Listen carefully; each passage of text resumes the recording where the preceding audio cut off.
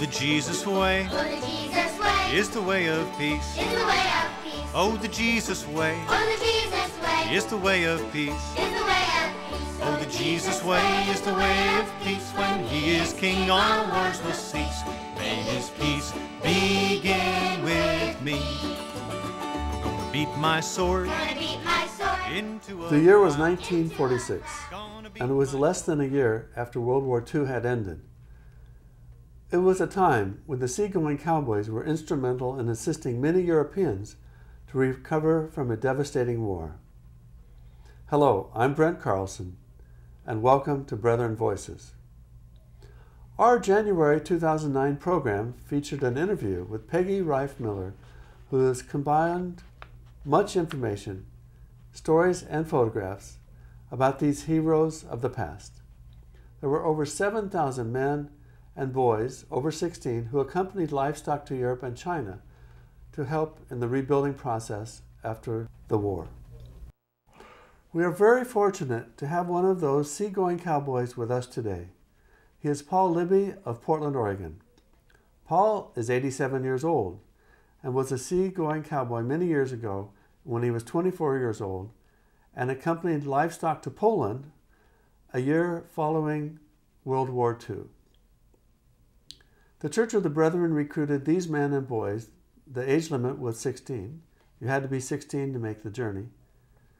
Many of these boys and men had never been out of their own state, but they knew how to take care of livestock. Paul's story actually started many years earlier when his parents were medical missionaries to China. His father was a doctor and ran a hospital in Wuhu, China. Paul, it's wonderful to have you with us on Brethren Voices. Thank you. I appreciate the honor that the brethren are taking on my story to record for the future. Thank you.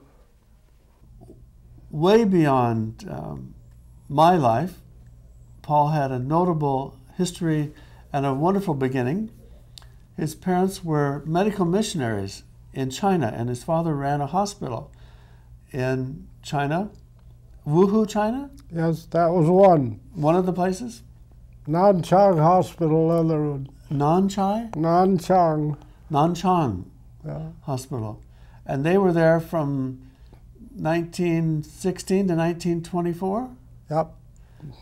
His mother returned to the United States briefly to have Paul, and he was born. Jim. She came back for Jim also? Yeah. Your older brother or younger Yep. brother? Older brother. Okay.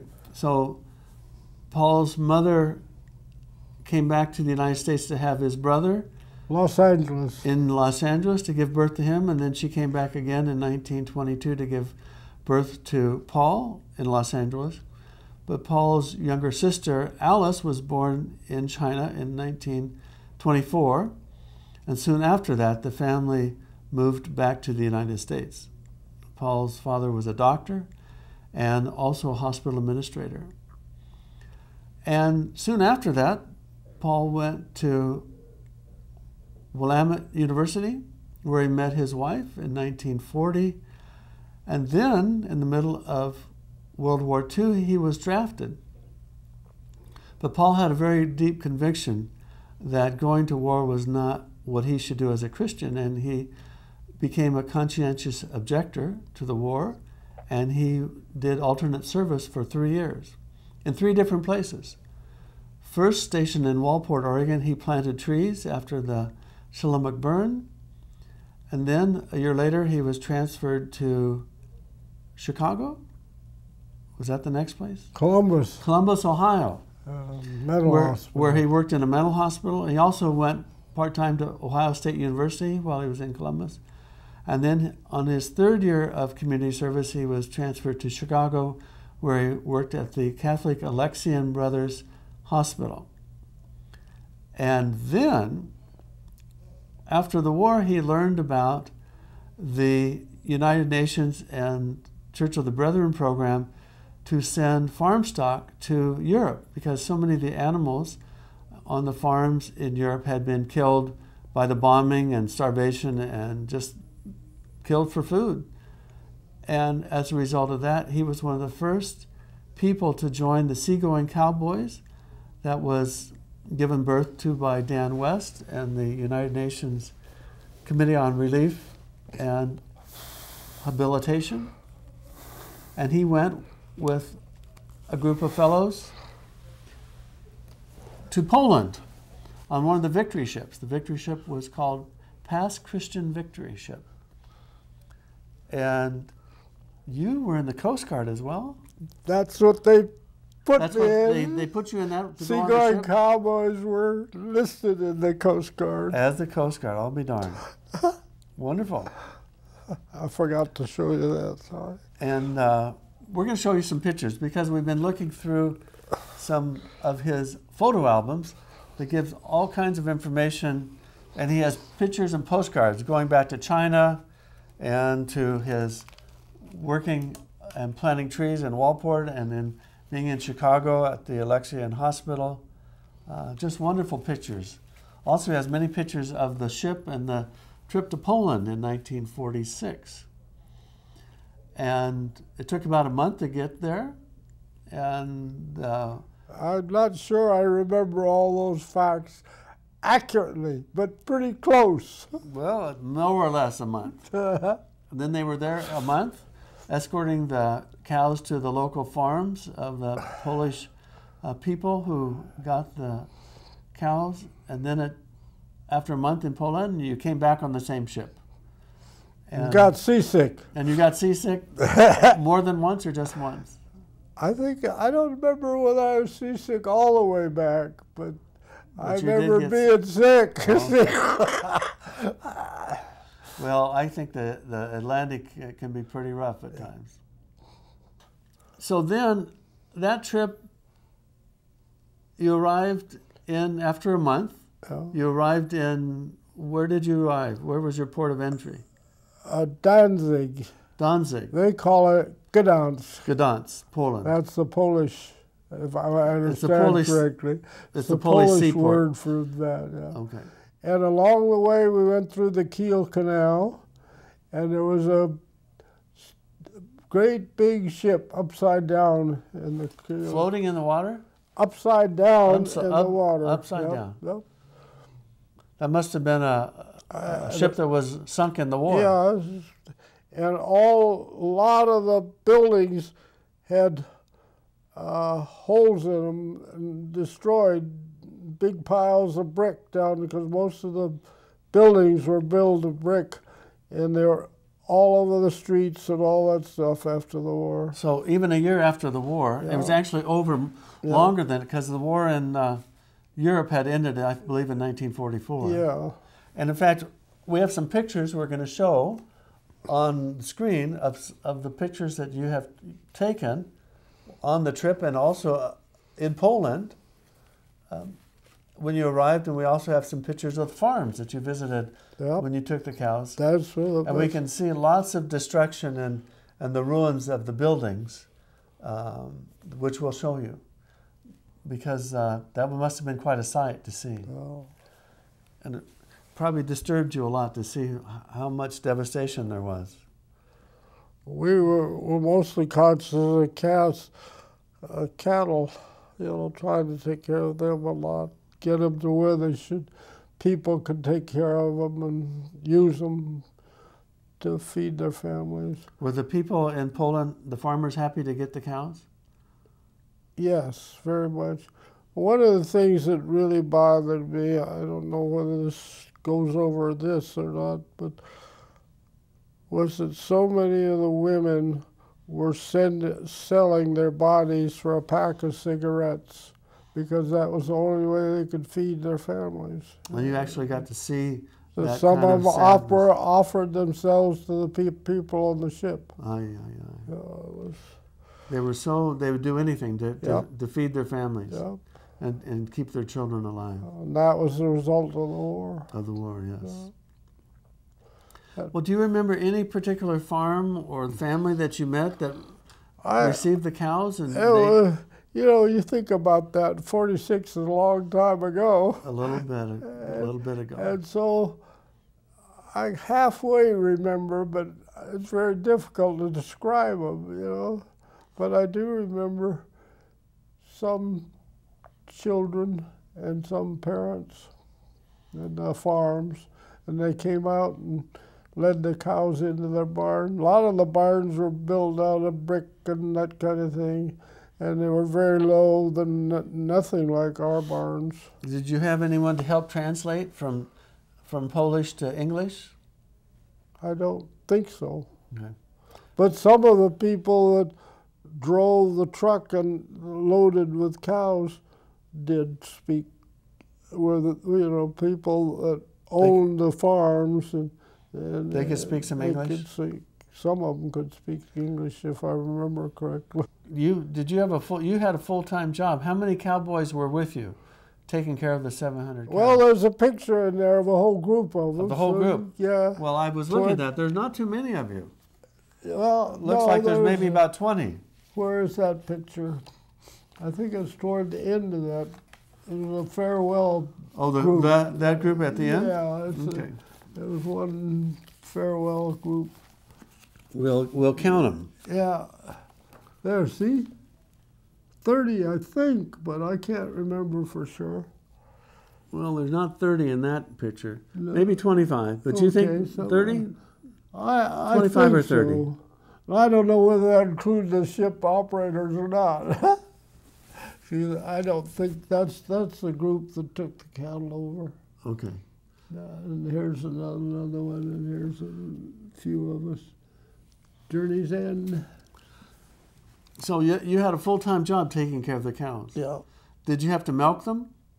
No, they hadn't bred. What happened to ours was the saddest thing I've ever seen. All the cattle lost their babies because it was so rough on the ocean. Ah. Well, I had heard that the heifers had been bred so that if the timing was right, they would actually give birth to their calves in Europe. That's right. But the ship was delayed, Yeah. so the calves were born on the ship, and they didn't make it. They didn't survive the ship. It was so sad.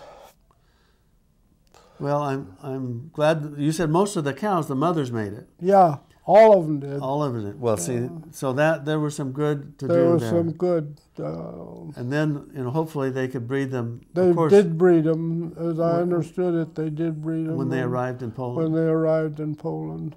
Yeah. So where did the ship that you took, this Past Christian Victory ship, where did that leave from? I think it left from Norfolk. Norfolk, Virginia? Somewhere down there. Did you receive any training? Did they train you No. about what to do? No. You just took your background from the farm and Yeah, and I think a lot of the others had some Training too? It wasn't. We just had to feed them and take care of them and change them, keep them clean, fairly clean. and change the bedding. Add straw. How many cows were there? There were 700 aboard the ship. Wow, and you told me these were Holstein? Yeah, they were all Holsteins. Holsteins give a lot of milk, and Yeah, they're they pretty get a lot of sturdy. milk. Then milk is not as rich as the As the Jerseys Jersey, and yeah. that kind of thing. Yeah, but the Holsteins are also a little bigger. Yeah, they're bigger. 700. And I think they're tougher too, but I'm not sure. Well, if they all made it, they were pretty tough. No. When did your day begin on the ship? And did you sleep with the cows, or did you have your own room, bedroom? Oh, we had our own group in the back of the ship, and that's why I got so sick, because the back of the ship would go up like that when we went home terribly. Had you ever been on a big ship before? Yeah. You had. I've been Coming in- over from China. Yeah, China. I've been across the Pacific about 6 times and across the Atlantic about 4. Oh my, you were a world traveler. And I went through Europe at one time when the Nazis were coming on, and I was a 15-year-old kid at that time, and I was curious about the train, so I went up and poked my nose in the train, and the guards started hollering at me, and they threatened to take me to jail. My older brother talked about it. Well, I'm glad they didn't take you, and you're probably lucky they didn't take you Yeah, too. Yeah. So but some of the guys in the gang of farm people. cowboys, seagoing cowboys, they had probably never been on a ship before. No, I don't think so. You were probably one of the most experienced. I don't know whether any. We didn't really get very well acquainted. I didn't know any of my brethren or people from different churches. I suspect some of them were, but It sounds like you were pretty busy. yeah. We will continue with Paul's wonderful story about Christian love in action in a moment. You will find many brethren and others in Christian Service for Peace in BVS. And what is BVS? We now have a message from Brethren Volunteer Services.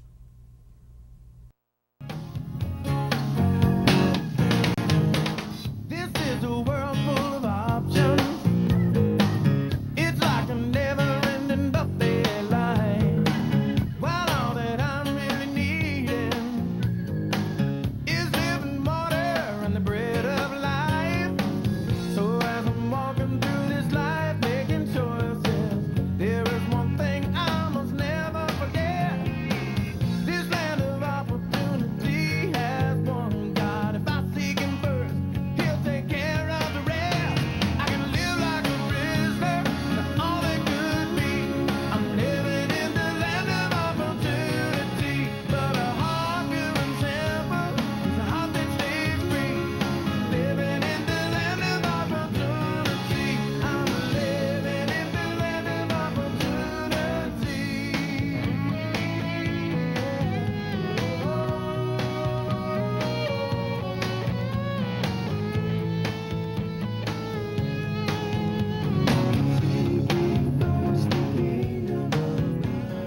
So many choices, so much it could be. Seeking first the kingdom of God. Living in the land of opportunity. Yeah. Seeking first the kingdom of God.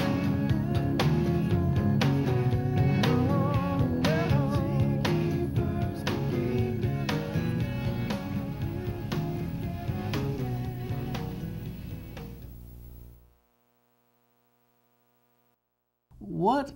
What happened that you were a conscientious objector?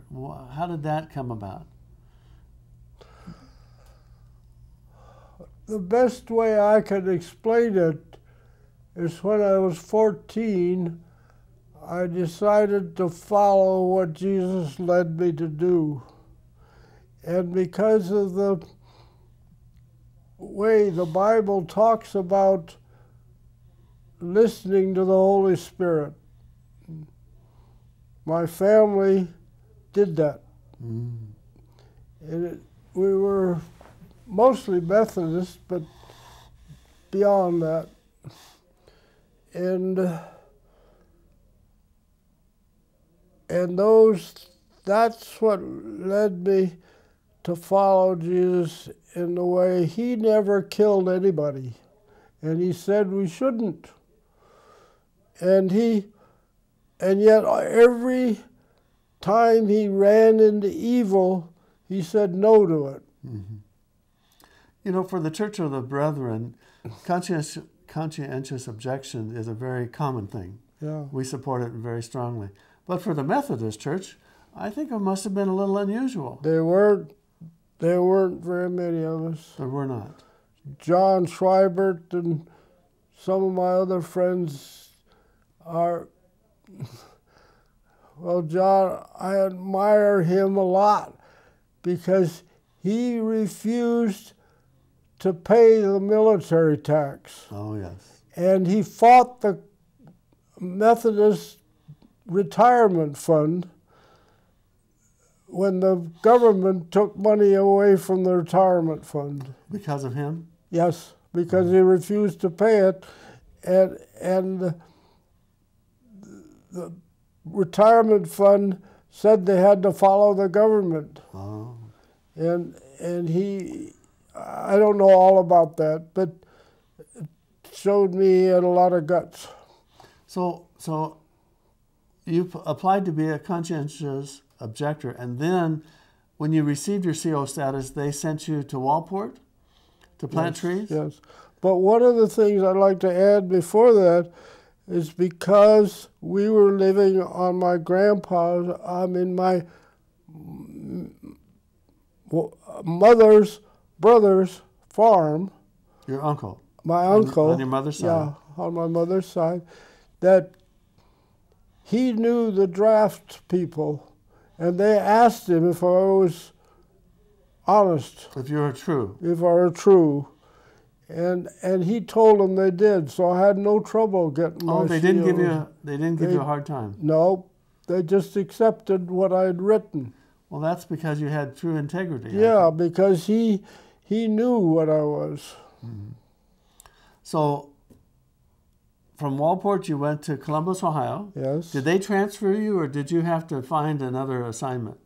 No, I don't remember whether I applied to that or whether some other friends were going there and I learned about it and applied to change.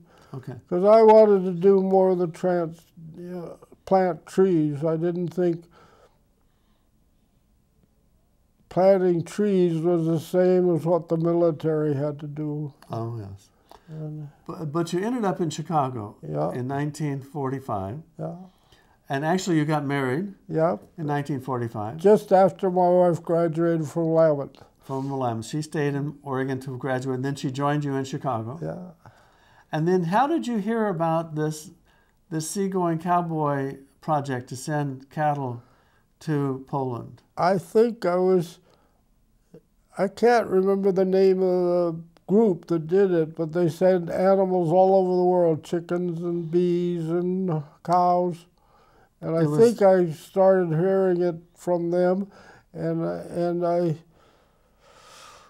don't remember how I got there. It's so long ago, partly, and yet I knew a lot about the Brethren and Amish and all that people. But you were also familiar with farm life. Yes. Because you knew about your uncle's farm, and so you'd been around cows. And we moved to a farm just outside of Salem with 100 acres, and we changed it from a grade C dairy to a grade A dairy, and I thought I wanted to be a dairyman. A dairyman.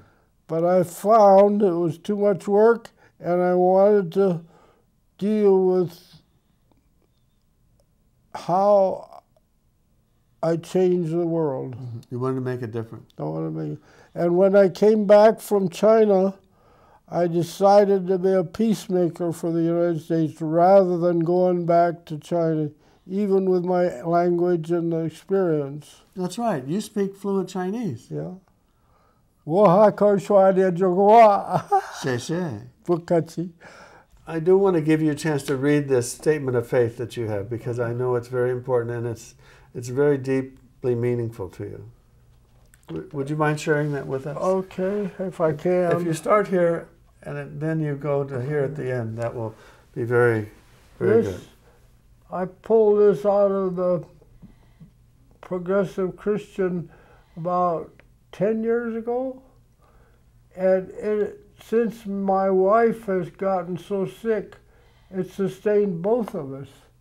And the faith she has and the faith I have combines. And it's the life of the man named Jesus offered us an example, a model of how we can live. And it also becomes clear that Jesus was and is more than an example. There were many holy men and healers in Jesus' day, as there have been many since. Yet something about this human being has kept his name and his story alive for 2,000 years. In some ways beyond comprehension, and it's way beyond my comprehension, beyond facile explanation, the spirit of this God intoxicated, and I like that word, then lives on. And if his life offers us an example. His living Spirit offers us sustaining strength, and it does for Mary and I. This is the heart of Christian teaching. This is the permanent. All else is transient. Then I have a statement here from the Essenes that I think is the birth of the Catholic trilogy. The Heavenly Father is love. The earthly mother is love. The Son of Man is love. And I'll say amen to that. Hey, thank you. Thank you for tuning in with Brethren Voices. We're very happy to have shared today with Paul Libby, one of the original Seagoing Cowboys. Until our next program, we invite you to be a Christian in action. Until then, peace. Jesus way Is the way of peace. is the way of peace. Oh, the Jesus way Oh, the Jesus way is the way of peace. is the way of peace. Oh, the Jesus way is the way of peace. When He is King, all wars will cease. May His peace begin with me. Gonna beat my sword Gonna beat my sword into a plow. into a plow. Gonna beat my sword Gonna beat my sword into a plow. into a plow. Gonna beat my sword into a plow. Christ is King in my life now. May His peace begin with me. Oh, the Jesus way Oh, the Jesus way is the way of peace. is the way of peace. Oh, the Jesus way Oh, the Jesus way is the way of peace. is the way of peace. Oh, the Jesus way is the way of peace. When He is King, all wars will cease. May His peace begin with me.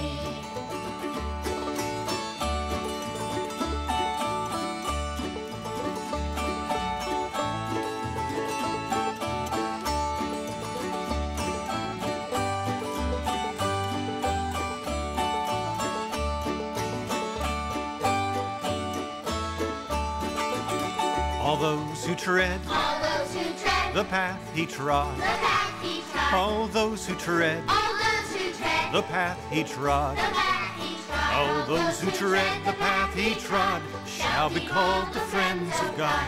May His peace begin with me. Oh, the Jesus way Oh, the Jesus way is the way of peace. is the way of peace. Oh, the Jesus way Oh, the Jesus way is the way of peace. is the way of peace. Oh, the Jesus way is the way of peace. When He is King, all wars will cease. May His peace begin with me.